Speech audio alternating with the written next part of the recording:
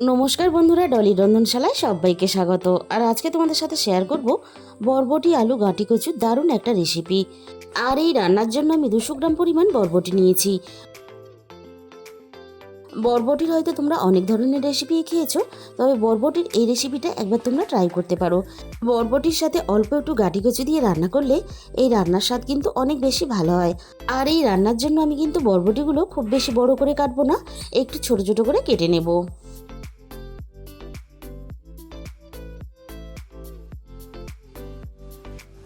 আর এই রেসিপিটা দিয়ে গরম গরম ভাতের সাথে যেমন খেতে ভালো লাগে, তেমনই কিন্তু রাতে রুটির সাথেও খেতে ভালো লাগে। একঘেয়েমি সবসময় আলু বরবটি দিয়ে রান্না না করে এইভাবে অল্প একটু গাঁটি কচু দিয়ে রান্না করলে এই রান্নার স্বাদ কিন্তু অনেক বেশি বেড়ে যায়। আমি সমস্ত বরবটিগুলো কেটে নিয়েছি, খুব ভালোভাবে ধুয়ে নেব। আর এই রান্নার জন্য প্রথমে আমি একটা মশলা বানিয়ে নেব। এর জন্য আমি কড়াইয়ের মধ্যে প্রথমে দিয়ে দিলাম 1 চামচ পরিমাণ পোস্ত। আর পোস্তর সাথে আমি এখানে 1 চামচ পরিমাণ হলুদ সর্ষে দিয়ে দিলাম। আর এই রান্নাতে পোস্তর সাথে হলুদ সর্ষেটা ব্যবহার করার চেষ্টা করবে, তাহলে রান্নাটা দেখতে ভালো লাগবে। পোস্ত আর সর্ষেটা আমি 1 মিনিটের মতো ভেজে নিয়েছি। এবার পোস্ত সর্ষেটাকে খুব ভালোভাবে ঠান্ডা করে মিক্সির জারের মধ্যে দিয়ে দিলাম। আর সাথে আমি 2টো ঝালের জন্য কাঁচা লঙ্কা দিয়ে সব কিছু খুব ভালোভাবে একসাথে পেস্ট করে নেব। তাহলে বন্ধুরা, আজকের এই রেসিপিটা শেষ পর্যন্ত দেখার জন্য তোমাদের কাছে আমার অনুরোধ রইল। বরবটিগুলো কাটার পরে আমি খুব ভালোভাবে ধুয়ে নিয়েছি। আর এই রান্নার জন্য গাঁটি কচুগুলো আমি কেটে রেডি করে নিয়েছি। আর এই রান্নার জন্য আমি আগে থেকে 1 বাটি পরিমাণ জল আগে থেকে কড়াইয়ের মধ্যে গরম করতে বসিয়ে দিয়েছিলাম। বরবটিগুলো আমি উষ্ণ গরম জলের মধ্যে দিয়ে দিলাম। বরবটিগুলো আমি মিনিট 2-এর মতো একটু ভাপিয়ে নেব। গ্যাসের ফ্লেমটা মিডিয়ামের থেকে লোতে রেখে আমি কড়াইয়ের মধ্যে একটু ঢাকা দিয়ে দিলাম। 2 মিনিট পরে আমি কড়াই থেকে ঢাকাটাকে সরিয়ে নিলাম। খুব বেশিক্ষণ কিন্তু বরবটিগুলো ভাপানো যাবে না, তাহলে অনেকটা সিদ্ধ হয়ে যাবে। এবার আমি বরবটিগুলো কড়াই থেকে নামিয়ে জল ঝরিয়ে নেব।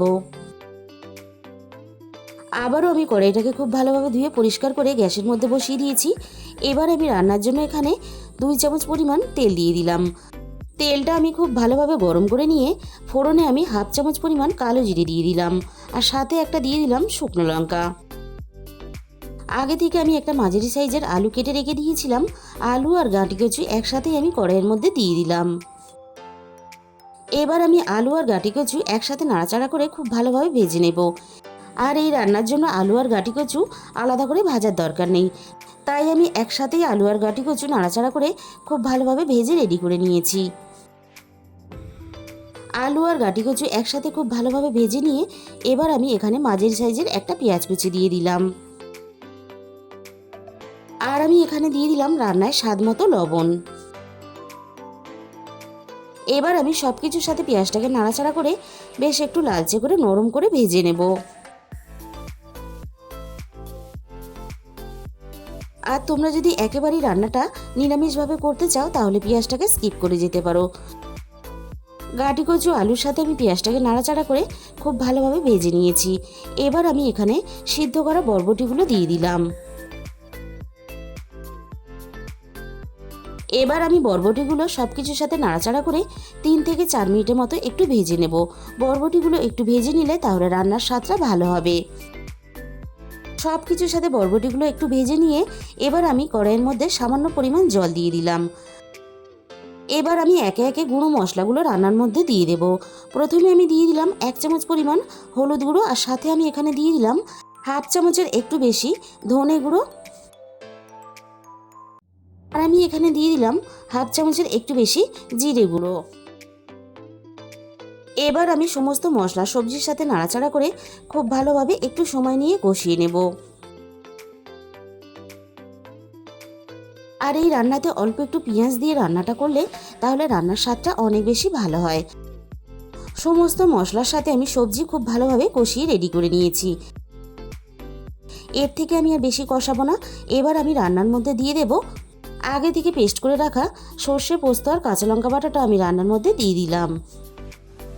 আর সাথে আমি মিক্সির বাটি ধোয়া অল্প একটু জলও দিয়ে দিলাম। আবারও আমি সর্ষে পোস্ত বাটাটা সব কিছুর সাথে নাড়াচাড়া করে মিনিট 3-4 মতো একটু কষিয়ে নেব। খুব বেশিক্ষণ কষালে তাহলে সর্ষে পোস্তর স্বাদটা নষ্ট হয়ে যাবে। আমি সর্ষে পোস্ত বাটাটা খুব ভালোভাবে কষিয়ে নিয়েছি। সব কিছু খুব ভালোভাবে সিদ্ধ হওয়ার জন্য এখানে আমি প্রয়োজন মতো জল দিয়ে দিলাম। এবার আমি জলের সাথে নাড়াচাড়া করে খুব ভালোভাবে সব কিছু একসাথে মিশিয়ে দেব। আর সব কিছু খুব ভালোভাবে সিদ্ধ হওয়ার জন্য আমি এখানে কিছুক্ষণের জন্য ঢাকা দিয়ে দিলাম। প্রায় মিনিট 20 পরে আমি কড়াই থেকে ঢাকাটাকে সরিয়ে নিলাম। আর এই রান্নাটা কিন্তু এরকম একটু মাখা মাখা করে রান্না করতে হবে, তাহলে কিন্তু খেতে বেশি ভালো লাগবে। সমস্ত সবজি কিন্তু আমার এখানে খুব ভালোভাবে সিদ্ধ হয়ে গেছে। এবার আমি একটা প্লেটের মধ্যে তুলে তোমাদের পরিবেশন করে দেখিয়ে দেব। তাহলে বন্ধুরা, আজকের এই রেসিপিটা ভালো লাগলে প্লিজ একটা ভিডিওতে লাইক করে দিও, আর প্রচুর প্রচুর নিজেদের বন্ধুদের মধ্যে শেয়ার করে দিও। আর আমার চ্যানেলে যে সমস্ত নতুন বন্ধুরা এখনও পর্যন্ত আমার চ্যানেলটাকে সাবস্ক্রাইব করনি, এরকম নতুন নতুন রেসিপি পেতে অবশ্যই আমার চ্যানেলটাকে সাবস্ক্রাইব করে পাশে থাকা বেল আইকনটা অল করে দিও। তাহলে আমি যখনই কোনো নতুন রেসিপি আপলোড করব সবার আগে তোমার কাছে পৌঁছে যাবে।